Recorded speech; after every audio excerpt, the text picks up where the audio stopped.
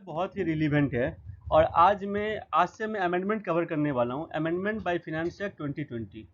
आप लोग ये मान के चलिए, जो सीए फाइनल के एग्जाम में जो 30 मार्क्स का एमसीक्यू आता है, वो उसमें से अमेंडमेंट ही पूरा कवर करता है।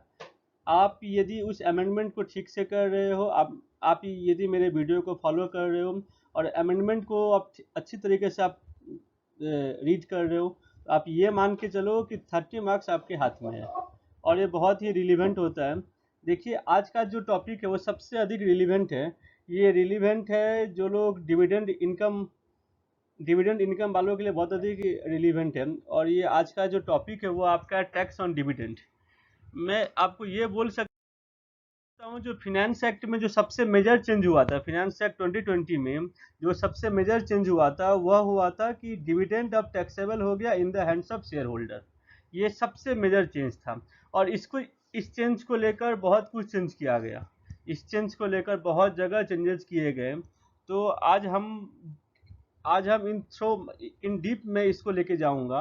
मैं चाहूँ तो इस क्लास को बहुत फास्ट कंप्लीट कर सकता हूँ, लेकिन यदि मैं फास्ट कंप्लीट कर दूंगा तो फिर वो एग्ज़ाम में आप अटेंड नहीं कर पाओगे।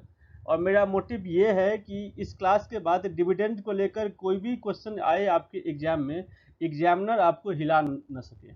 तो आइए स्टार्ट करते हैं। सबसे पहले देखते हैं कि डिविडेंड मतलब क्या होता है, मीनिंग ऑफ डिविडेंड। देखिए क्या लिखा है, dividend usually refers to distribution of profit. Dividend का यदि हिंदी में मैं यदि कहूँ, डिविडेंड का मतलब होता है लाभांश, मतलब लाभ का अंश, प्रॉफिट का अंश। तो प्रॉफिट का अंश जब डिस्ट्रीब्यूट किया जाता है, जब प्रॉफिट डिस्ट्रीब्यूट किया जाता है शेयर होल्डर्स में, तो हम उसको कहते हैं डिविडेंड इन सिंपल लैंग्वेज। देखिए क्या लिखा है, dividend usually refers to the distribution of profits by a company to its shareholder. ठीक है। सेक्शन 222 में हमारे डिविडेंड को डिफाइन किया गया है। सेक्शन 222 क्या बोलता है, सेक्शन 222 के अंदर में ये सभी डिविडेंड भी आते हैं। पहला क्या बोला गया, 222A, distribution of accumulated profit to shareholder entailing release of the company's assets. ये जस्ट डिविडेंड का डिफिनेशन मैं डील कर रहा हूँ। ये जो 222A B C D E, इस चारों के ऊपर मैं अलग से एक वीडियो बना के दूंगा, बट ये अमेंडमेंट सीरीज के बाद में उसको बना के दूंगा। देखिए क्या क्या कहा गया है, कितने बार क्या करते हैं, शेयर होल्डर को एसेट्स, कंपनी के एसेट्स से डिस्ट्रीब्यूट किया जाता है आउट ऑफ एक्यूमुलेटेड प्रॉफिट। तो distribution of accumulated profit to shareholder entailing release of the company assets.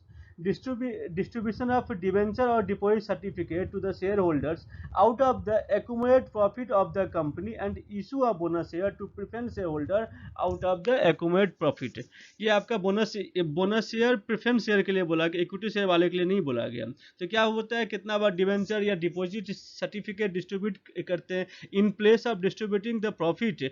Accumulated profit नहीं डिस्ट्रीब्यूट करके मैं डिपॉजिट सर्टिफिकेट और बोनस शेयर डिस्ट्रीब्यूट करते हैं। ठीक है। तो ये आपका क्या होता है, ये सेक्शन 222B में कवर किया गया है। 222C क्या है, distribution made to shareholder of the company on its liquidation out of the accumulated profit. जो शेयर होल्डर को इन लिक्विडेशन में जो डिस्ट्रीब्यूट करते हैं वो आपका आ गया। Distribution to shareholder out of accumulated profit on the reduction of capital by the company and loan or advances made by a closely held company to its shareholder out of accumulated profit। ये जो point ABCD है ना, मैं इसको इस amendment series के बाद dividend को लेकर मैं पूरी तरीके से जो ABCD क्या होता है उसको लेकर प्रैक्टिकल सम के साथ मैं एक वीडियो डालूंगा। फॉर द टाइम बिंग आप ये समझ लीजिए कि डिविडेंड मतलब होता है distribution of profit to the share holder, and this dividend include deemed dividend. ये जो आपका ABCDE है ना, इसको हम लोग बोलते हैं डिम डिविडेंड, इसको हम लोग बोलते हैं डिम डिविडेंड। तो ये सारे के सारे डिम डिविडेंड है। तो 222ABCDE ये डिम डिविडेंड का पार्ट है। ठीक है, आगे बढ़ते हैं। अभी देखिए ये अमेंडमेंट क्या आया, फाइनेंस एक्ट में अमेंडमेंट क्या है, इसके पहले मैं आपको बोलना चाहता हूँ कि प्रीवियस लॉ क्या था। प्रीवियस लॉ बोल रहा था प्रीवियस लॉ क्या बोल रहा था, प्रीवियस लॉ बोल रहा था जो डोमेस्टिक कंपनी है, वो जब डिविडेंड पे करते हैं तो उस पर कॉर्पोरेट डिविडेंड टैक्स पे करते थे, CDD पे करते थे। इसीलिए 115O में अर्लियर लॉ था जो कंपनी कॉर्पोरेट डिविडेंड टैक्स पे करते थे। और वही dividend as a company has paid the taxation, so क्या हुआ, ये जो डिविडेंड जो शेयर होल्डर के हैंड में आता था वो एग्जम्प्ट होता था, and the same dividend exempt in the hand of share holder under section 1034। ये आपका सेक्शन 1034 में ये एग्जम्प्ट था। समझ गए। तो पुराना लॉ क्या था, 115O में कंपनीज पे करता था कॉर्पोरेट डिविडेंड टैक्स और 1034 में शेयर होल्डर खंड में एग्जाम्प्ट होता था। वैसे ही आपका जो 115R में म्यूचुअल फंड कंपनी पे करते थे कॉर्पोरेट डिविडेंड टैक्स, 115O में कंपनी पे करते थे, 115R में जो लोग म्यूचुअल फंड बाई करते हैं तो म्यूचुअल फंड कंपनी पे करते थे, म्यूचुअल फंड पे करता था corporate dividend tax under section 115R में। और वही जब म्यूचुअल फंड जो यूनिट होल्डर को जो मिलता था income from the mutual fund या dividend from the mutual fund, वो आपका 1035 में एग्जाम्प्ट होते थे, 1035 में एग्जाम्प्ट होते थे। तो इस बार के अमेंडमेंट का मेजर चेंज क्या है, ये जो भी आपका ये दिया गया था 115O और 1034, ये सारे के सारे कैंसिल हो गए, ये सारे के सारे कैंसिल हो गए। ठीक है। तो अब देखिए प्रेजेंट लॉ क्या बोला गया, प्रेजेंट लॉ बहुत ही सिंपल टर्म है। प्रेजेंट लॉ बोला गया है no corporate dividend tax for company, no corporate dividend tax for company and shareholder पे normal tax on dividend. Corporate dividend tax अब कंपनी पे नहीं करेगा, अब कंपनी पे नहीं कर रहा है तो शेयर होल्डर उसके ऊपर में डिविडेंड पे करेगा, शेयर होल्डर उसके ऊपर में डिविडेंड पे करेगा, शेयर होल्डर डिविडेंड के ऊपर में टैक्स पे करेगा and that is taxable at the normal rate, जो आपका नॉर्मल टैक्स के वो नॉर्मल रेट के हिसाब से टैक्सेबल होगा। तो इस बार का अमेंडमेंट क्या था, जो 115O था कंपनीज पे करते थे कॉर्पोरेट डिविडेंड टैक्स, वो आपका हट गया। जब कंपनी पे नहीं करना शुरू कर दे, जब कंपनी को कॉर्पोरेट डिविडेंड टैक्स एप्लीकेबल नहीं है तो जो एग्जाम्पशन दिया गया था शेयर होल्डर को वो भी कैंसिल हो गया। सिमिलरली 115R भी कैंसिल हो गया और 1035 भी रिटर्न हो गया, वो भी कैंसिल नहीं बोलूँगा, रिटर्न हो गया, मतलब नॉट एप्लीकेबल हो गया। ठीक है। अच्छा, ये जो लॉ आया था, ये जो अर्लियर लॉ था, ये अर्लियर लॉ कब एप्लीकेबल हुआ था, ये अर्लियर लॉ एप्लीकेबल हुआ था इंट्रोड्यूस्ड इन द ईयर 1998। 1998 में ये लॉ इंट्रोड्यूस हुए थे। अब आप लोग बोलोगे कि मैं आपको हिस्ट्री क्यों बता रहा हूँ कि आखिर ये लॉ कब आया था, उससे क्या रिलीवेंस है। रिलीवेंस है, मैं इसलिए आपको हिस्ट्री बोल रहा हूँ क्योंकि 1998 से पहले डिविडेंड टैक्सेबल हुआ करते थे in the hand of share holder. 1998 में कॉर्पोरेट डिविडेंड टैक्स के कंसेप्ट को लाया गया और कॉर्पोरेट डिविडेंड टैक्स आने के बाद से जो शेयर होल्डर थे उनके हैंड में वो एग्जाम्प्ट होना शुरू हो गया। अब ये हिस्ट्री इसलिए रिलीवेंट है क्योंकि 1998 से पहले जो भी केस लॉ थे या जो भी लॉ एप्लीकेबल थे वो सारे के सारे अब एप्लीकेबल हो जाएंगे क्योंकि हम लोग ओल्ड रिजीम में पहुंच गए हैं, हम लोग डिविडेंड टैक्सेशन के ओल्ड रिजीम में पहुंच गए हैं। तो वो सारे के सारे चेंज जो भी 1998 से पहले थे वो अभी एप्लीकेबल हो जाएंगे। Is it clear? देखिए आगे बढ़ते हैं। मैंने आपको क्या कहा था कि 1998 से जो कॉर्पोरेट डिविडेंड टैक्स को लाया गया था उसके पहले डिविडेंड टैक्सेबल होते थे in the hands of share holder. ये जो सेक्शन 8 है चार्जेबिलिटी ऑफ डिविडेंड इनकम, ये आपका फिनेंस एक्ट 20 में नहीं लाया गया, ये पुराना लॉ ही है। बट क्या था, ये इनएक्टिव था क्योंकि पहले कॉर्पोरेट डिविडेंड टैक्स पे करते थे तो जो डिविडेंड होता था वो शेयर होल्डर के हैंड में एग्जाम्प्ट होता था, तो इस कारण से ये इनएक्टिव था। बट जैसे ही मैंने क्या कहा था, ओल्ड टैक्स रिजीम जब एप्लीकेबल हो गया, जो डिविडेंड का जब पुराना लॉ एप्लीकेबल हो गया तो पुराने जितने भी केस लॉ थे और जितने भी आपका पुराने सेक्शंस है वो सारे के सारे अभी एप्लीकेबल हो जाएंगे। तो सेक्शन 8 को लेकर हम डील करते हैं, chargeability of dividend income. Dividend income chargeable कब होगा, डिविडेंड इनकम चार्जेबल कब होगा, तो देखिए कब चार्जेबल होगा।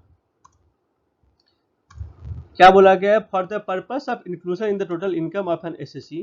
देखिए क्या लिखा है, any dividend declared by a company और डिस्ट्रीब्यूटेड और paid by it within the meaning of subsection A और सबसेक्शन बी और क्लॉज सी और सब क्लॉज डी और ई। याद है मैंने कहा था आपको डिविडेंड का, डिम्ड डिविडेंड में क्या क्या आता है, 222 A B C D E shall be deemed to be the income of the previous in which it is so declared, distributed और पेड। देखो अब ये क्या ना, ये बेयर एक्ट है, इसके लैंग्वेज को मैं एनालिसिस किया हूँ, बट जैसा मेरा स्टाइल है कि पहले मैं आपको बेयर एक्ट को रीड करूँगा उसके बाद मैं एनालिसिस में जाऊँगा।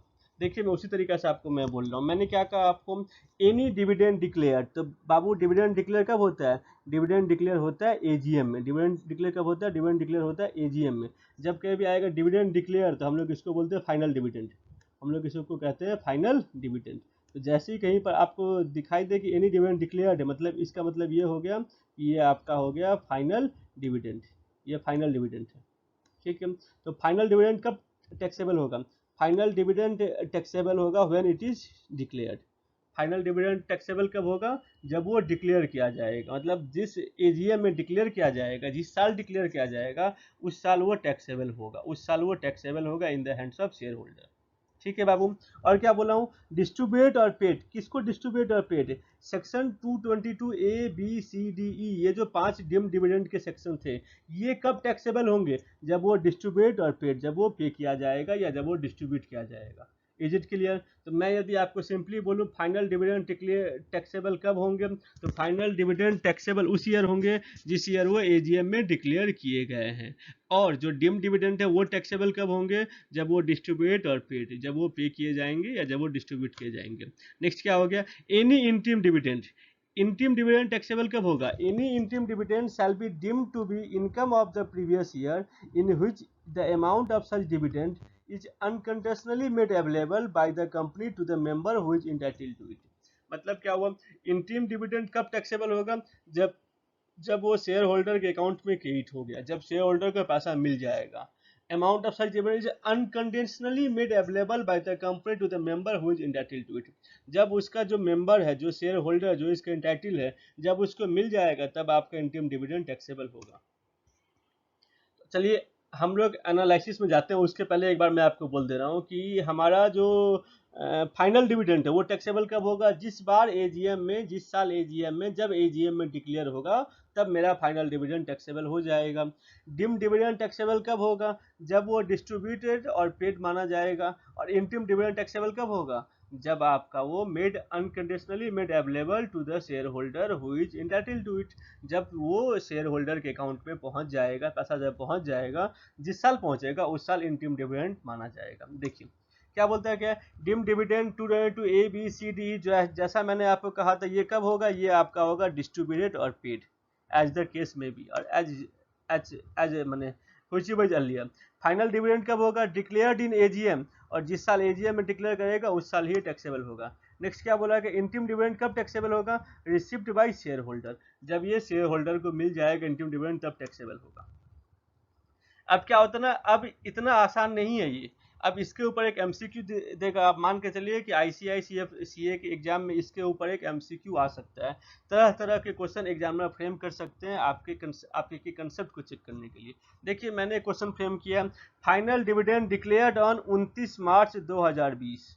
29 मार्च 2020 को फाइनल डिविडेंड डिक्लेयर किया गया था। And dividend received by shareholder on 15/4/2020। और डिविडेंड कब मिला शेयर होल्डर को? 15/4/2020। तो आपको इसको देख के क्या समझ में आ रहा है? आपको इसको देख के समझ में क्या आ रहा है? आपको इसको देख के समझ में ये आ रहा होगा कि फाइनल डिविडेंड डिक्लेयर कर दिया 29 मार्च 2020 को, और और हमारा जो ये डिविडेंड का जो नया लॉ है वो एप्लीकेबल कब से होगा? डिविडेंड का जो लॉ चेंज हो गया है कि dividend is taxable in the hand of share holder, ये एप्लीकेबल आपका 1/4/2020 से। ये आपका एप्लीकेबल 1/4/2020 से। इस क्वेश्चन में देख लीजिए, आपको ये फील होगा, आपको ये ऐसा लगेगा कि डिविडेंड हमको मिला 15 अप्रैल को, इसका मतलब हुआ कि डिविडेंड टैक्सेबल 2021 में होगा, बट ऐसा नहीं है। ये फाइनल डिविडेंड है। फाइनल डिविडेंड कब टैक्सेबल होता है? जब ये डिक्लेयर किया जाता है।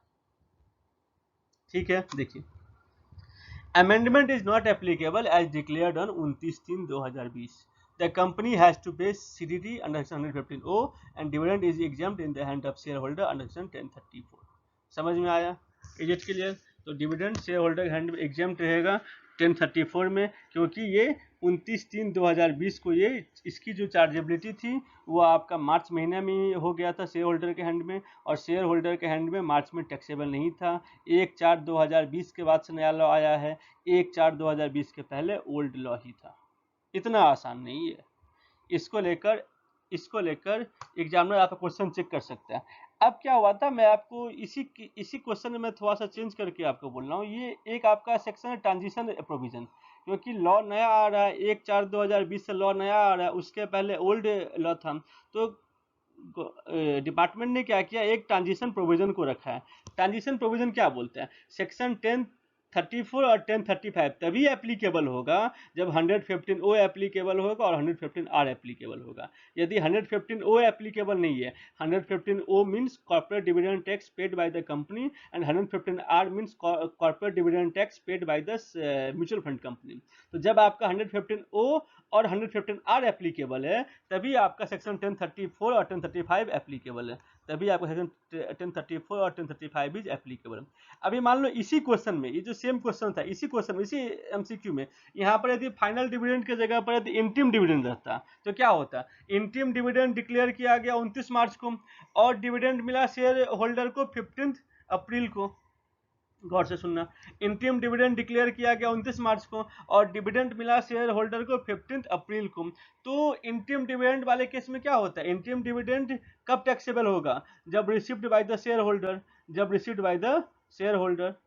क्लियर है? लेकिन इसने डिक्लेयर कब किया? 29 मार्च को। जब 29 मार्च को कंपनी जब डिक्लेयर कर देगा, जब 29 मार्च को जब इंटीम डिविडेंड डिक्लेयर करेगा तो उस केस में क्या होगा? जैसे ही 29 मार्च को आपने इंटीम डिविडेंड डिक्लेयर कर दिया तो आपके लिए तो नया लॉ एप्लीकेबल नहीं है, अभी ओल्ड रिजिम जा रहा है। तो कंपनी क्या करेगा? कंपनी 115O में कॉर्पोरेट डिविडेंड टैक्स पे कर देगा। फिर आप रिसीव कर रहे हो 15 अप्रैल को, तब तो ये आपके हैंड में भी टैक्सेबल हो गया, क्योंकि ये फिर ये नया लॉ एप्लीकेबल है। इसीलिए एक ट्रांजिशन प्रोविजन रखा गया। क्या बोला गया? कि यदि आप 115O में टैक्स पे कर दिए हो, यदि कंपनी ने 115O में टैक्स पे कर दिया है, तब क्या होगा? 1034 का बेनिफिट शेयर होल्डर को मिलेगा।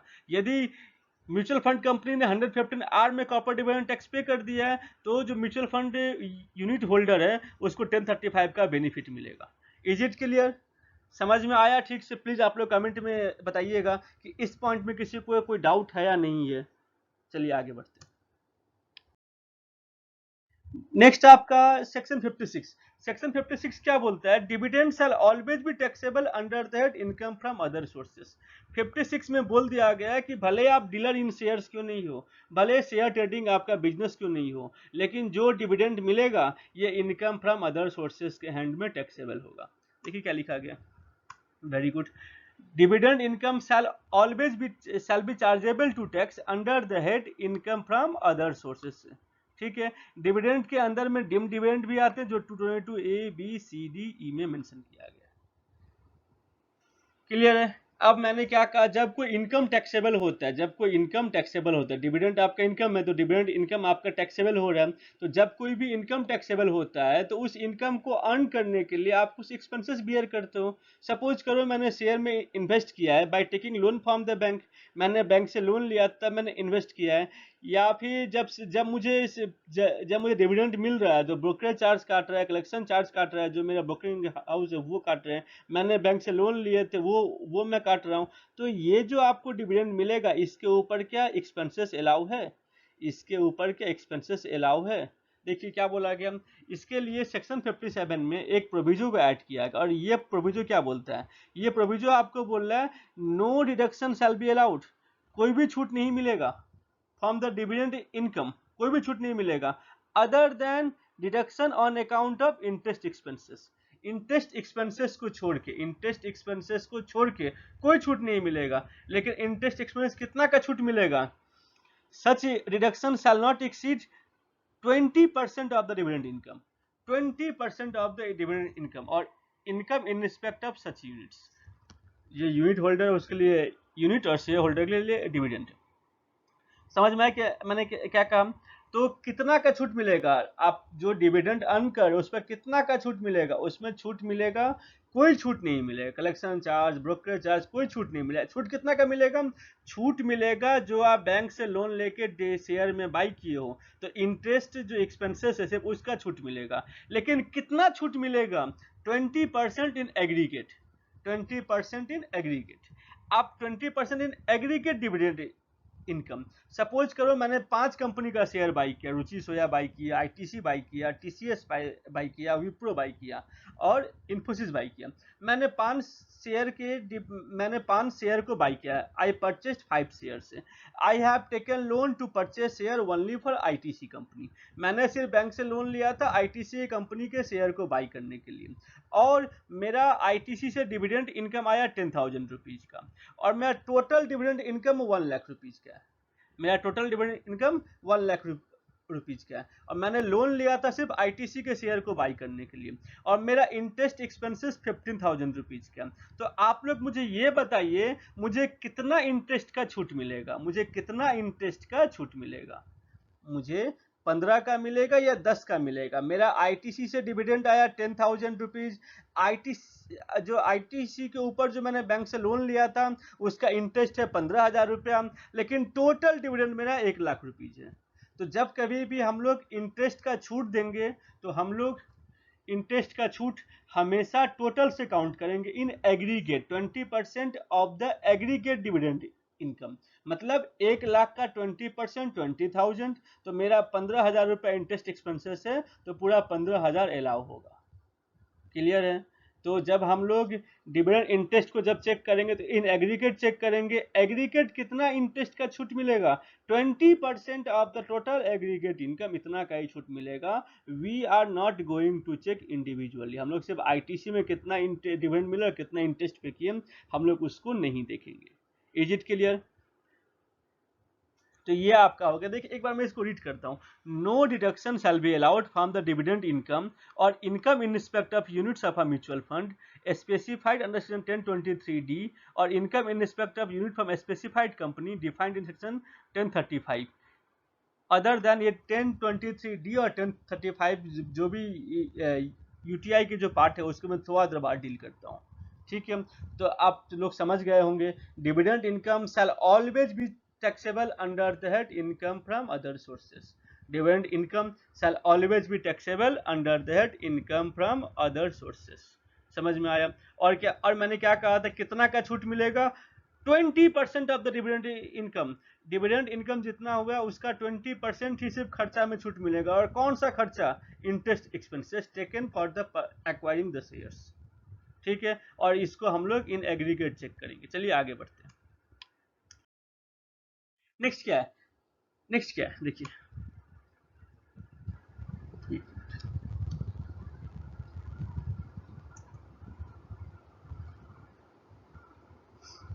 एक सम देखिए, mister X invested in share and receive dividend during the year at various dates. देखिए दिया हुआ 27 जून, 25 अगस्त, 12 सितंबर, 25 सितंबर, 27 नवंबर और 2 फरवरी। मैंने सभी के सभी डिविडेंड आपको 1/4/2020 के बाद मिले हैं, तो इस सब के ऊपर न्यू लॉ एप्लीकेबल हो जाएगा। कौन कौन सा देखिए, गेल सब दिया हुआ है। तो जो फाइनल डिविडेंड है वो आपको जिस दिन डिक्लेयर किया था वहाँ से, तो ठीक है, इसमें उतना फिगर नहीं दिया हुआ है, आप लोग पूरा देख लीजिए। टोटल कितना हो गया? 1,75,000। कितना डिविडेंड मिला आपको? 82,000, 2,34,000, 98,000, 2,73,000 और 1,69,000। ये आपको गेल से, टीसीएस से, ओएनजीसी से, भेल से, सिप्ला से, एनटीपीसी से डिविडेंड मिला। To earn the dividend income mister X spend ₹67,000। कितना रुपया खर्चा किया? As interest income, interest on borrowed fund towards investment in shares during the year. उसने लोन लिया था, कितना रुपया का लोन लिया था? 67,000 का लोन लिया था, ताकि वो पैसा को शेयर मार्केट में लगा के डिविडेंड अर्न कर सके। He has also incurred ₹1,00,000 as collection charges of dividend। 1,00,000 रुपया कलेक्शन चार्ज पे किया। क्या इसका छूट मिलेगा? इसका छूट क्या मिलेगा? इसका छूट नहीं मिलेगा। देखिए क्या आता है, डिविडेंड इनकम कितना है? 10,31,000। आप यदि इस पूरा को ऐड कीजिएगा तो टोटल आपका आएगा 10,31,000। 10,31,000 समझ गए? तो टोटल इज 10,31,000। तो डिविडेंड इनकम कितना हो गया? Dividend income is 10,31,000 as per the proviso of section 57। Limit of deduction of interest expenses कितना है? 20% है। तो मैंने क्या कहा था, जितना डिविडेंड इनकम टोटल है इन एग्रीगेट 20% उसका पहले आप निकाल लीजिए, कितना हो गया? 2,06,000। ठीक है, तो एक्चुअल इंटरेस्ट कितना था आपका? 67,000। तो 67 आपको अलाउ हो जाएगा, 67 आपको अलाउ हो जाएगा। हेंस क्या बोला गया? Deduction of 57 is 67,000।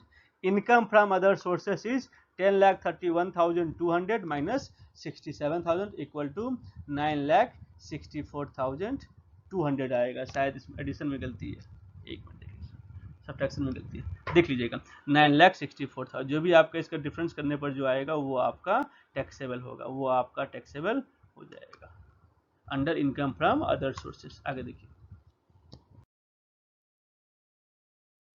मैंने मैंने क्या कहा था, जो 1998 से पहले पुराना रिजीम था, ओल्ड टैक्स रिजीम था, जिसमें dividend in the hand of share holder taxable होते थे। 1998 से लेकर 19-20 प्रीवियस ईयर तक नया रिजीम आ गया, जिसमें कॉर्पोरेट डिविडेंड टैक्स आ गया और 1034 में एग्जाम्प्ट हो गया। तो 1998 से पहले जो पुराने सुप्रीम कोर्ट के केस लॉ थे, जो केस लॉ थे, वो अभी रिवाइव हो गए, अभी वो एप्लीकेबल हो गए। और ये मान के चलिए, अभी जो केस लॉ में डील करने वाला ये हमारा सुप्रीम कोर्ट है।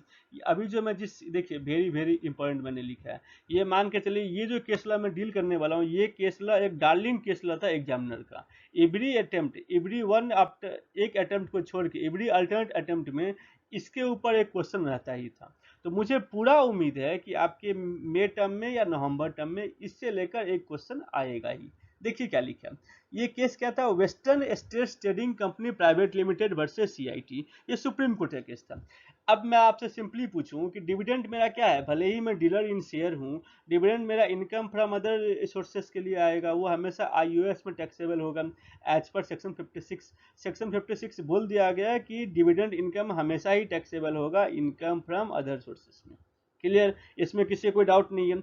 अब क्या था, मेरा तो बिजनेस है शेयर ट्रेडिंग का, बट मेरा डिविडेंड क्या हो रहा है, डिविडेंड मेरा टैक्सेबल हो रहा है आईयूएस के अंदर में। तो कुछ जो पुराने बॉट फॉरवर्ड बिजनेस लॉस हैं, कुछ जो पुराने बॉट फॉरवर्ड बिजनेस लॉस हैं, क्या वो डिविडेंड इनकम से एडजस्ट होगा?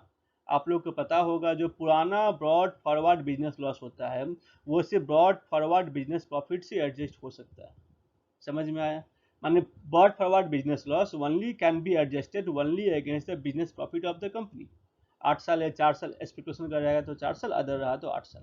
तो मैंने क्या कहा था, जो ब्रॉड फॉरवर्ड बिजनेस लॉस होते हैं वो that can be set up only against the business profit, not against any other income. तो ये देखो क्या लिखा है, ब्रॉड फॉरवर्ड बिजनेस, इस कोर्ट में, इस जजमेंट में क्या हुआ था, brought forward business loss can be set up against current year dividend provided dividend is held as stock in trade, provided dividend is held as stock in trade.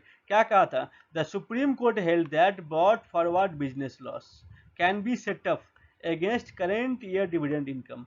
Normally ये possible नहीं होगा, क्योंकि dividend आपका आईयूएस का part है और business loss business profit से adjust होगा। इस केस में क्या बोला गया, सुप्रीम कोर्ट ने क्या कहा, सुप्रीम कोर्ट ने कहा कि ब्रॉड फॉरवर्ड बिजनेस लॉस को आप करेंट ईयर डिविडेंड से इनकम से एडजस्ट कर सकते हो, provided dividend is held as stock in trade, dividend is held as stock in trade. I think this point is clear. ये बहुत ही इंपॉर्टेंट केस है। तो मैं आपको यदि अच्छा से एक्सप्लेन करने चाहूँ तो मैं आपको ये बोलना चाहता हूँ कि सपोज करो मेरा इस साल का डिविडेंड इनकम 10 लाख रुपीज का है, और मेरा broad forward business loss for the year 18-19, for the year 18-19 मेरा broad forward business loss 8 lakh rupees का है। तो क्या होगा, तो तो क्या होगा, ये जो 8 लाख जो लॉस है वो मेरा 10 लाख का जो इनकम है उससे एडजस्ट हो जाएगा, उससे एडजस्ट हो जाएगा, based on the judgement of western state trading company private limited versus CIT. अब मान के रखो, ये बहुत ही, मैंने क्या बताऊं, एग्जामिनर का ये फेवरेट केसला हुआ करता था। और आप यदि पुराने, यदि आईसीआई का मैथ को यदि खोल के देखोगे या पुराना के यदि आप क्वेश्चन पेपर उठा के देखोगे ना, तो ये कम से कम मोर देन इन 10 ईयर्स ये कम से कम 10 बार आया हुआ है, मान एवरी अल्टरनेट अटेम्प्ट में इस पर क्वेश्चन आता था। ठीक है, आई होप ये शायद आप लोग के साथ भी आ जाए। ठीक है, आइए देखिए नेक्स्ट क्या था। अब मैंने क्या कहा था, डिविडेंड आपका इनकम हो गया। तो डिविडेंड इनकम यदि शेयर होल्डर के हैंड में यदि डिविडेंड इनकम हो गया, तो जब कहीं भी डिविडेंड पे किया जाएगा तो उसके ऊपर तो टीडीएस काटना पड़ेगा। तो देखिए टीडीएस को लेकर क्या किया गया, टीडीएस के ऊपर क्या बोला गया, the principal officer of an Indian company और company which has made the prescribed arrangement for the declaration and payment of the dividend. क्या किया गया बताइए, जो principal officer of Indian company होगा, जब वो डिविडेंड डिक्लेयर करेगा तो क्या होगा, इंक्लूडिंग कौन सा डिविडेंड, हम लोग जब भी बात करें वो किस डिविडेंड के लिए बात करें, हम लोग दोनों डिविडेंड की बात करें, इक्विटी शेयर और प्रेफरेंस शेयर, दोनों डिविडेंड की बात करें। हम लोग दोनों तरह की कंपनी की बात करें।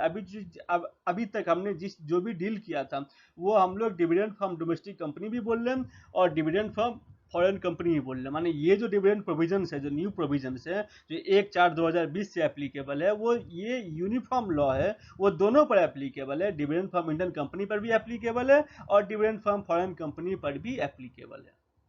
ठीक है, देखिए, the principal officer of an Indian company और company which has made the prescribed arrangements for the declaration and payment of dividend, क्या करेगा, जो प्रिंसिपल ऑफिसर डिविडेंड पे कर रहे हैं within India shall before making any payment by any mode, किसी भी mode में यदि पे करोगे, in respect of any dividend और बिफोर मेकिंग एनी डिस्ट्रीब्यूशन और payment to a share holder who is resident in India, ये जो 194 applicable है, ये आपका एप्लीकेबल ओनली फॉर रेसिडेंट के लिए। जो नॉन रेसिडेंट को डिविडेंड पे किया जाएगा उसके लिए सेक्शन 195 है, उसको मैं बाद में डील करता हूँ।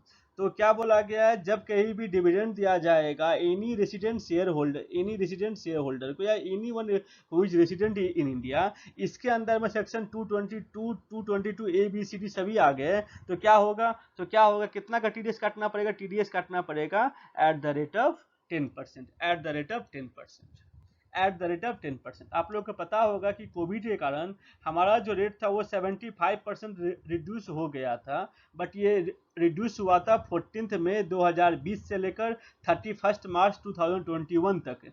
14 मई 2020 से लेकर 31 मार्च 2021 तक जो भी डिविडेंड पे किया गया था उसके ऊपर डिविडेंड का रेट क्या था, 10 का 75% 7.5% था। बट ये नॉर्मल केस में क्या होगा, 194 क्या बोलता है, जब कभी भी कंपनी डिविडेंड पे करेगा तो जब किसी भी रेसिडेंट को पे करेगा तो क्या होगा, टीडीएस कितना काटेगा, 10% का टीडीएस काटेगा, 10% का टीडीएस काटेगा। समझ में आया। बट ये जो सेक्शन है इस पे कुछ हल्का सा मॉडिफिकेशन किया हुआ है फॉर इंडिविजुअल के लिए।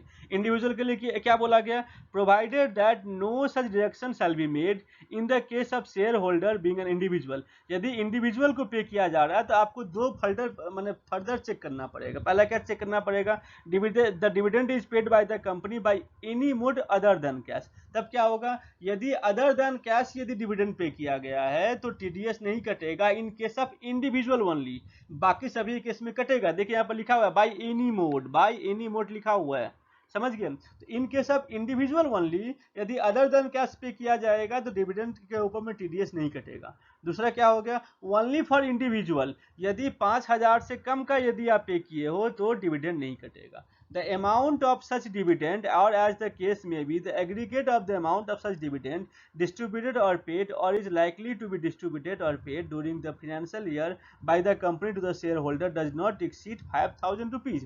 मतलब क्या हुआ, नॉर्मली 194 में जब कहीं भी कंपनी डिविडेंड पे करेगा, रेसिडेंट को पे करेगा तो टीडीएस काटेगा 10%। बट जब कहीं भी कंपनी किसी इंडिविजुअल शेयर होल्डर को पे कर रहा है तब क्या होगा, शेयर होल्डर जो इंडिविजुअल है तब क्या होगा, तब यदि other than cash dividend pay किया जाएगा तो टीडीएस नहीं कटेगा। और दूसरा, जब डिविडेंड का क्वांटम 5,000 से अधिक रहेगा तभी काटा जाएगा। ठीक है। सेकंड क्या लिखा है, the provision of this section shall not apply. किस पर अप्लाई नहीं होगा, डिविडेंड जब पे किया जाएगा इन सभी को तो आपका टीडीएस नहीं कटे। किस पर अप्लाई नहीं होगा, पहला आपका life insurance corporation of India. जब कहीं भी एलआईसी को पे किया जाएगा, जब एलआईसी का जो इनकम का जो कंप्यूटेशन होता है वो अलग तरीके से होता है, वो इनकम टैक्स एक्ट के हिसाब से नहीं होता है, वो आपका एलआईसी के एक्ट के हिसाब से कितने रुपया उसकी इनकम हुए हैं वो कैलकुलेट किए जाते हैं। तो नॉर्मली सी बात है, जो ये नॉर्मल जो टैक्स का जो प्रोविजन है वो इनकम टैक्स पे एप्लीकेबल नहीं होगा, तो सॉरी इंश्योरेंस कंपनी पे एप्लीकेबल नहीं होगा। तो क्या होगा, जब कहीं भी डिविडेंड पे किया जाए कंपनी के द्वारा, लाइफ इंश्योरेंस कॉर्पोरेशन, आप लोग को पता है एलआईसी हमारे यहाँ का मेजर इन्वेस्टर है स्टॉक मार्केट में। जब कहीं भी पे किया जाएगा एलआईसी को तो उसके ऊपर डिविडेंड नहीं काटा जाएगा। जब कहीं भी पे किया जाएगा जनरल इंश्योरेंस कॉर्पोरेशन को तो उसके ऊपर नहीं काटा जाएगा। ठीक है। एनी अदर इंश्योर, किसी अदर इंश्योर को पे किया जाएगा तो उसके ऊपर भी नहीं काटा जाएगा। जब बिजनेस ट्रस्ट को पे किया जाएगा तो उसके ऊपर भी नहीं काटा जाएगा। जब बिजनेस ट्रस्ट को जब पे किया जाएगा, बिजनेस ट्रस्ट को स्पेशल पर्पस व्हीकल जो डिविडेंड देता है तो उस डिविडेंड के ऊपर भी क्या होगा, जब special purpose vehicle business trust को डिविडेंड देगा उसके ऊपर भी टीटीएस नहीं काटा जाएगा। और नेक्स्ट क्या लिखा है, और एनी अदर पर्सन एज में be notified by the central government in the official gazette. और क्या किया, गवर्नमेंट अपने हाथ में पावर ले लिया कि मैं इसके अंदर में और अधिक और चाहूँ तो मैं लोगों को क्या करते हैं उसको नोटिफाई कर सकता हूँ, और मैं नोटिफाई कर सकता हूँ। ठीक है। तो ये आपका 194 आ गया, समझ गया आप लोग। देखिए मैं चाहूँ तो फास्ट में कवर कर सकता हूँ, लेकिन फिर वो पर्पस सर्व नहीं होगा, इसलिए कुछ स्लो जा रहा हूँ। अब देखिए सेक्शन 195 क्या बोलता है, payment of dividend to non resident applicable TDS is 20%। जब कभी भी डिविडेंड पे किया जाएगा नॉन रेसिडेंट को, तो जो टीडीएस होगा वो 20% का होगा। हमारा जो कोविड रिलीफ था, जो 75% का जो रिलीफ दिए थे, वो इस केस में एप्लीकेबल नहीं होगा, इसलिए मैंने लिख दिया नो कोविड रिलीफ। ठीक है। और जब कहीं भी टीडीएस काटा जाता है नॉन रेसिडेंट से, तो जो टीडीएस का अमाउंट होता है that is increased by surcharge and education cess, वो सरचार्ज और एजुकेशन सेस से इंक्रीज हो जाता है। आगे बढ़ते हैं। अभी तक मैंने किया था टीडीएस ऑन इनकम फ्रॉम, जो ये जो 194 एप्लीकेबल था, वो आपका था TDS on dividend for from equity share holder, या फ्रॉम इक्विटी और प्रेफरेंस होल्डर, ये दोनों के लिए था। अब हम लोग आते हैं म्यूचुअल फंड को लेकर, TDS on dividend from units, mutual fund को लेकर। तो म्यूचुअल फंड के लिए सेक्शन 194 के एप्लीकेबल है, समझ में आया। इक्विटी और प्रेफरेंस शेयर के लिए 194 एप्लीकेबल था, और dividend TDS on dividend from units के लिए 194 के एप्लीकेबल है, 194 के एप्लीकेबल है। देखिए मैंने क्या लिखा है, any person responsible for paying to resident any income in respect of units of mutual fund, जो यूनिट्स ऑफ म्यूचुअल फंड के बदले में आपको कुछ इनकम मिल रहा है, और units from administrator of the specified undertaking, और units of the specified company. आप लोगों ने नाम सुना होगा यूटीआई का, आप लोगों ने नाम सुना होगा यूटीआई का। यूटीआई अब एग्जिस्ट नहीं करता है, कोई स्कैम हुआ था तो यूटीआई को बंद कर दिया गया, और यूटीआई को दो कंपनी में तोड़ दिया गया, यूटीआई को दो कंपनी में तोड़ दिया गया। पहला आपका आ गया एडमिनिस्ट्रेटर, पहला आपका हो गया एडमिनिस्ट्रेटर, और दूसरा आपका हो गया स्पेसिफाइड कंपनी, दूसरा आपका हो गया स्पेसिफाइड कंपनी। समझ में आया। यहाँ पर वही बोला गया है, जो भी आपको इंटरेस्ट मिलेगा किससे मिलेगा, म्यूचुअल फंड से मिलेगा। एडमिनिस्ट्रेटर का जो यूटीआई को जो तोड़ के दो पार्ट में किया गया, तो वही बोला गया एडमिनिस्ट्रेटर से जो आपको इंटरेस्ट, जो आपको इनकम मिल रहा है वो आपका हो गया, और जो स्पेसिफाइड कंपनी से मिल रहा है वो आपका हो गया। इन तीनों केस में क्या होगा, इन तीनों केस में क्या होगा, sale at the time of credit of such income to the account of the payee, और at the time of payment there by any mode whichever earlier deduct income tax rate thereon at the rate of 10%। आप 10% के रूप से आप interest को काट लोगे, 10% से आप इसके इंटरेस्ट को काट लोगे। और जो 5000 का जो प्रोविजन था वो इसमें भी एप्लीकेबल। आगे बढ़ते हैं। Where the amount of such income, और एज द केस में भी क्या लिखा है, this provided that the provision of this section shall not apply, apply नहीं होगा। कब अप्लाई नहीं होगा, देखिएगा, where the amount of such income, और एज द केस में भी the aggregate of the amount of such income credited और paid likely to be credited or paid during the financial year by the person responsible for making the payment to the account of payee does not exceed rupees 5000 rupees। मतलब यदि 5000 rupees से यदि कम का पे है तो 194 के में टीडीएस नहीं काटा जाएगा, 194 के में टीडीएस नहीं काटा जाएगा। और जो कोविड के जो रिलैक्सेशन थे वो इस पर भी एप्लीकेबल होंगे, ये उस पर भी एप्लीकेबल होंगे। सेकंड क्या बोला गया, if the income is of the nature of capital gain, यदि आपका ये आपने म्यूचुअल फंड लिया है और म्यूचुअल फंड में आपको डिविडेंड नहीं मिलता, डायरेक्टली आप सेल करते हो, और वो जो इनकम होता है वो कैपिटल गेन के अंदर में टैक्सेबल होगा। यदि म्यूचुअल फंड को सेल करने वाला इनकम कैपिटल गेन के अंदर में टैक्सेबल होगा, आपको डिविडेंड नहीं मिल रहा है, तो क्या होगा, 194 के एप्लीकेबल नहीं होगा। तो 194 के is TDS on dividend from units, TDS on dividend from units. इतना सिंपल नहीं है। देखिए इसमें आप प्रॉब्लम कहाँ हो सकता है। याद है मैंने आपको सेक्शन 57 डील किया था, प्रोविजन टू सेक्शन 57 डील किया था, उसमें मैंने क्या कहा था, उसमें सेक्शन 57 क्या बोलता था, सेक्शन 57 बोल रहा है कि जो भी आपका डिविडेंड इनकम अर्न करोगे उसके ऊपर जो एक्सपेंसेस होगा, वो एक्सपेंसेस सिर्फ इंटरेस्ट एक्सपेंसेस अलाउ होंगे, वो भी 20% ऑफ द डिविडेंड इनकम, वो भी आपका 20% of the dividend income in aggregate. ठीक है। अभी देखो इसमें, अब देखो एग्जामिनर आपको कहाँ घेर सकता है, मैं इस तरीके से आपको बता रहा हूं कि एग्जामिनर चाह के भी आपको हिला नहीं सकता। देखिए इस केस में कहाँ बोला गया, provided that no deduction shall be allowed for the dividend income और income in respect of units of mutual fund specified under section 1023D, और income of units of the specified company defined under section 1035। याद है मैंने कहा था, देखिए आपका जो म्यूचुअल फंड कंपनी है 1023D इसको कवर कर लिया गया, स्पेसिफाइड कंपनी इसको कवर कर लिया गया, बट अभी तक इसको कवर नहीं किया गया है बाबू। ये क्या लिखा है, other than deduction on account of, मतलब क्या बोला गया है, जो ये यूनिट्स ऑफ म्यूचुअल फंड होते हैं और जो स्पेसिफाइड कंपनी है, उस दोनों के जो यूनिट्स ऑफ म्यूचुअल, पहला तो नॉर्मल तो हो ही जाएगा, मतलब जो शेयर होल्डर के लिए वो तो है ही। No deduction shall be allowed from the dividend income, और income from the dividend income आपका होगा इक्विटी और प्रेफरेंस शेयर जो आपको डिविडेंड मिल रहा है, और income in respect of units of the mutual fund. Mutual fund कौन सा म्यूचुअल फंड, जो आपका सेक्शन 1023D वाला है और स्पेसिफाइड कंपनी 1035 वाला है, इसमें एडमिनिस्ट्रेटर को लेकर साइलेंट है। इस दोनों केस में क्या होगा, जो इंटरेस्ट एक्सपेंसेस होगा, इसको मैंने पहले भी डील किया था, जो इंटरेस्ट एक्सपेंसेस होगा वो 20% तक ही अलाउ होगा, वो 20% तक ही अलाउ होगा of the dividend income. But इसमें क्या किया गया, इसमें एडमिनिस्ट्रेटर का नाम नहीं लिखा है।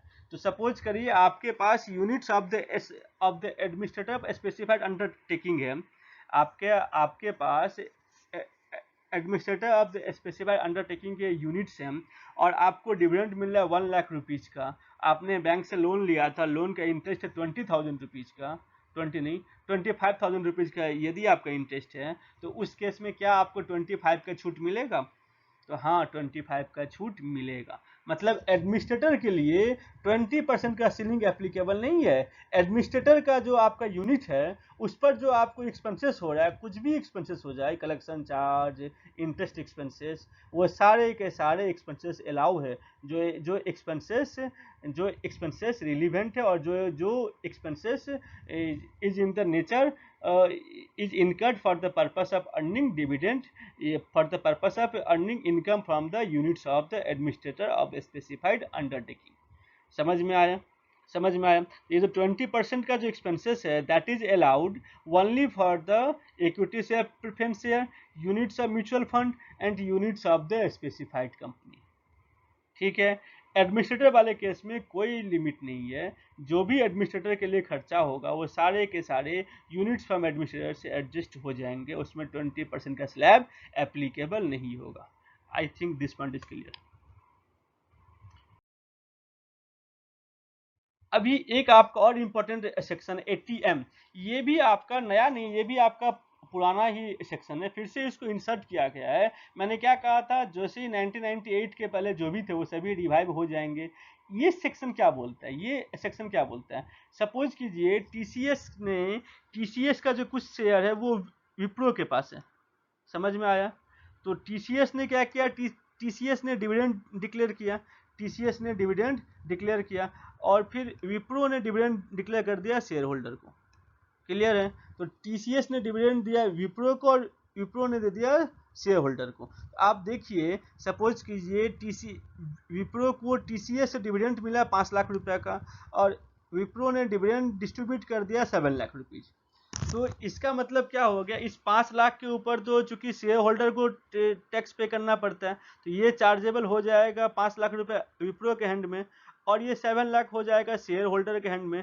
तब तो ये डबल टैक्सेशन हो जाएगा, क्योंकि ये जो 7 लाख दिया गया इसी 5 लाख से दिया गया है। तो ऐसा माना जाएगा कि आप यदि कोई कंपनी यदि अदर डोमेस्टिक कंपनी से डिविडेंड मिलता है, और फर्दर यदि उसको डोमेस्टिक या फॉरेन कंपनी से भी यदि किसी कंपनी को अदर किसी कंपनी से डिविडेंड मिलता है, डोमेस्टिक कंपनी को किसी डोमेस्टिक कंपनी को अदर किसी डोमेस्टिक कंपनी या फॉरेन कंपनी से जो पैसा मिलता है डिविडेंड के रूप में, और वो यदि डिविडेंड को पास ऑन कर देता है शेयर होल्डर पर, तो जितना का डिविडेंड मिला था वो एडजस्ट हो जाता है। देखिए मैं क्या लिखा था, एक बार इसको पढ़ते हैं। Section 80M on deduction in respect of certain inter corporate dividends is revived. समझ में आया? रिवाइव हो गया। क्या लिखा है, where the gross total income of a domestic company in any previous year includes any income by way of dividends from any domestic company or foreign company or business trust। समझ में आया? जब domestic company के GTI में, माने ये जो है जो डिविडेंड डिस्ट्रीब्यूट कर रहा है फर्दर शेयर होल्डर को, वो डोमेस्टिक होना चाहिए। इसको डोमेस्टिक ही से भी मिल रहा है, बिजनेस ट्रस्ट से मिल रहा है, फॉरेन कंपनी से मिल रहा है, या डोमेस्टिक कंपनी से मिल रहा है, ये सबके लिए एप्लीकेबल है। तो देखिए क्या लिखा है, जब भी ग्रॉस टोटल इनकम, जब डोमेस्टिक कंपनी के ग्रॉस टोटल इनकम में जो डिविडेंड रहते हैं, वो डिविडेंड कहाँ से मिले हैं, इसको डोमेस्टिक कंपनी से मिले हैं, फॉरेन कंपनी से मिले और बिजनेस ट्रस्ट से मिले हैं, तब क्या होगा, there shall in accordance with the subject to the provision of this section be allowed in computing the total income of such domestic company a deduction of an amount equal to so much of the amount of income by way of dividend received from such other domestic company or foreign company or business trust as does not exceed the amount of dividend distributed by it on or before the due date। मैंने क्या कहा था, विप्रो ने जो अपने share holder को distribute कर दिया और विप्रो को मिला था टीसीएस से, तो जितना विप्रो को टीसीएस से डिविडेंड मिला था उतना का वो एडजस्ट कर लेगा, सेटअप कर लेगा, नहीं तो अदरवाइज डबल टैक्सेशन हो जाएगा। बट इसका बेनिफिट लाने के लिए आपको क्या क्या करना पड़ेगा, ये आपको ट्रांसफर करना पड़ेगा, विप्रो को शेयर होल्डर को डिस्ट्रीब्यूट करना पड़ेगा ऑन और बिफोर ड्यू डेट। अब ड्यू डेट क्या होता है, ड्यू डेट क्या होता है, ड्यू डेट आपका होता है, अभी इस बार फाइनेंस एक्ट में एक नया वर्ड लाया गया है कि हमेशा आपको बोला जाएगा ऑन और बिफोर ड्यू डेट। और ड्यू डेट मतलब क्या होगा, 1 month prior to the date of furnishing of return of income. एक महीना पहले रिटर्न ऑफ इनकम जो फर्निश करने का जो डेट है उससे एक महीना पहले आपको डिस्ट्रीब्यूट करना पड़ेगा।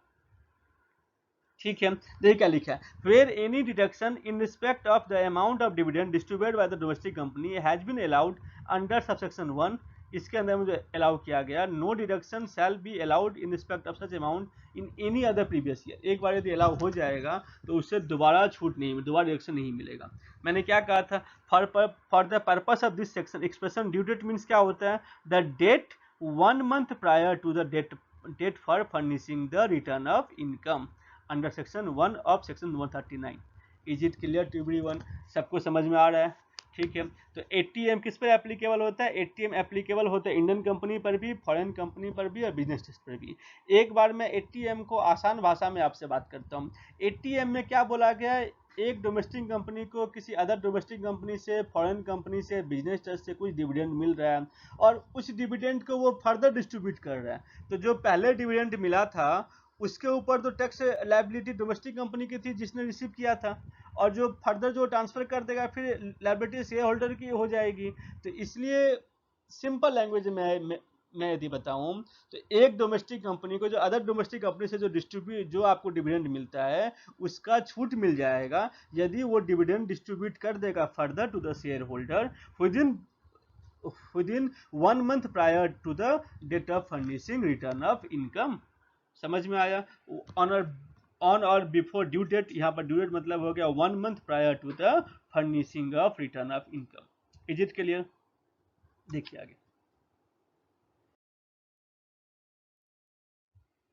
अभी देखिए, अब एक क्या होता है, एक आपका सेक्शन है 115BD, ये बहुत एडवांस सेक्शन है and this is applicable only for the CA final level. देखिए क्या बोला गया, ये सेक्शन क्या बोला, section 115BD, dividend received by a domestic company from foreign company. क्या होता है ना, जो मान लो यदि फॉरेन कंपनी डिविडेंड देगा डोमेस्टिक कंपनी को, ये पुराना लॉ है, नया नहीं है।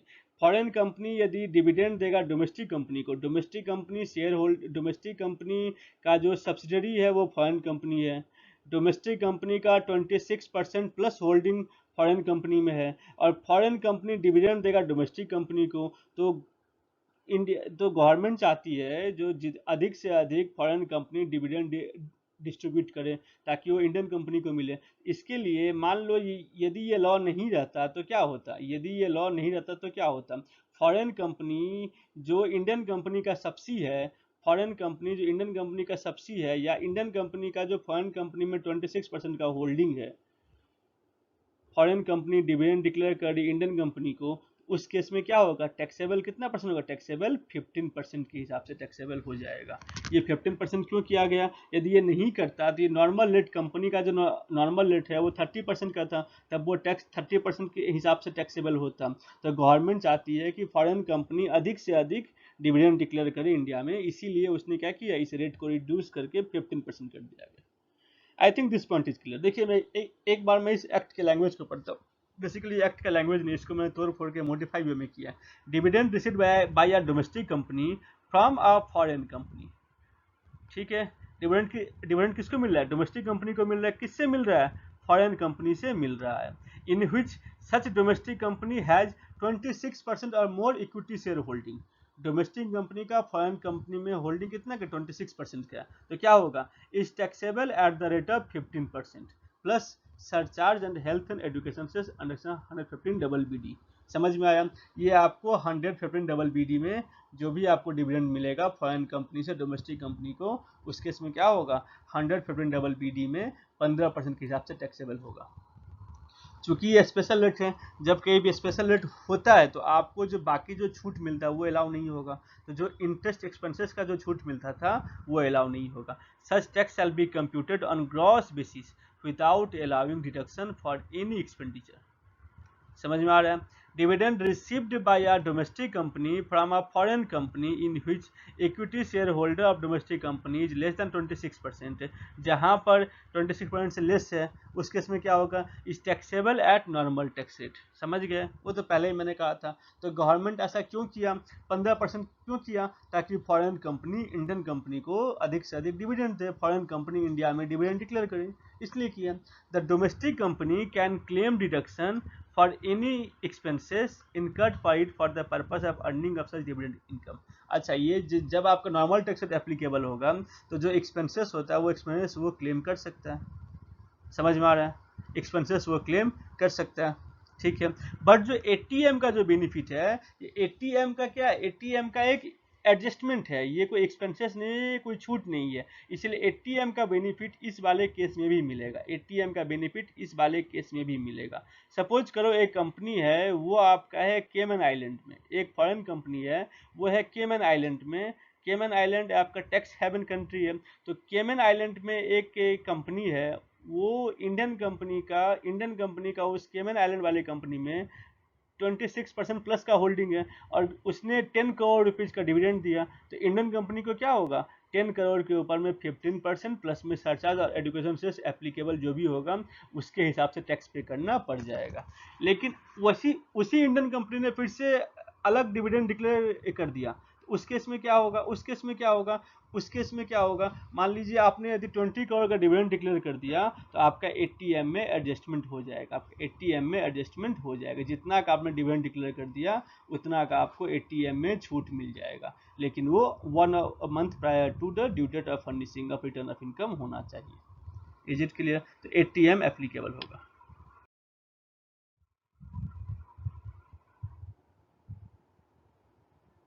देखिए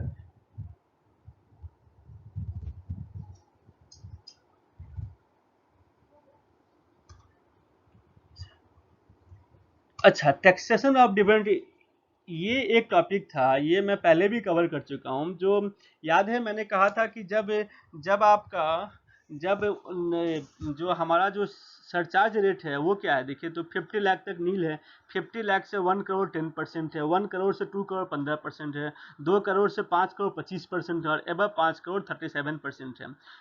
अब क्या था ना, जब ये 19-20 में जब इस सरचार्ज को लाया गया था तो मार्केट क्रैश किया था, तो मोदी जी ने क्या किया था, इस मार्केट को संभालने के लिए उन्होंने कहा था कि जो भी आपका शेयर मार्केट से इन्वेस्टमेंट होगा उसके ऊपर जो सरचार्ज होगा वो मैक्सिमम 15% का होगा, सरचार्ज मैक्सिमम 15% का होगा।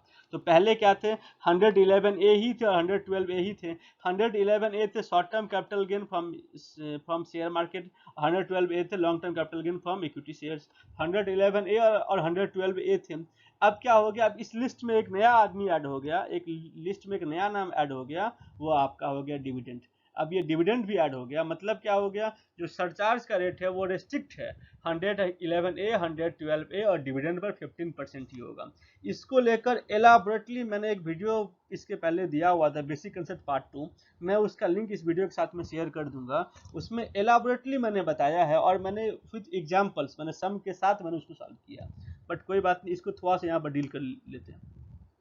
तो मैंने क्या कहा था, हमारा सरचार्ज का रेट क्या है, 50 लाख तक नील है, 50 लाख से 1 करोड़ 10% है, 1 करोड़ से 2 करोड़ 15% है, 2 करोड़ से 5 करोड़ 25% है और एबव 5 करोड़ 37% है। लेकिन मैंने क्या कहा था, 111A 112A और डिविडेंड वाले जो इनकम होते हैं उसमें सरचार्ज मैक्सिमम 15% तक ही है। तो हमको क्या करना है, हमको अब इनकम यदि 2 करोड़ तक रहेगा तो हमें कुछ नहीं करना है, 2 करोड़ तक नॉर्मल रेट है, नो चेक, कोई चेक नहीं करना है। लेकिन यदि इनकम 2 करोड़ से ऊपर हुआ, यदि इनकम 2 करोड़ से ऊपर हुआ तब मुझको चेक करना पड़ेगा जो income other than 111A 112A और डिविडेंड वाले कितने हैं, क्योंकि 111A, 112A और डिविडेंड वाले पर तो 15% ही सरचार्ज एप्लीकेबल होगा। और income other than 111A, 112A और डिविडेंड, यदि इसके अलावा जो डिविडेंड है हमको वो चेक करना पड़ेगा कि वो किस लिमिट में है। वो यदि अप टू 2 करोड़ तक है तो 15% होगा, यदि 2 करोड़ से 5 करोड़ तक हुआ तो 25% होगा, और एवं 5 करोड़ हुआ तो 37% होगा।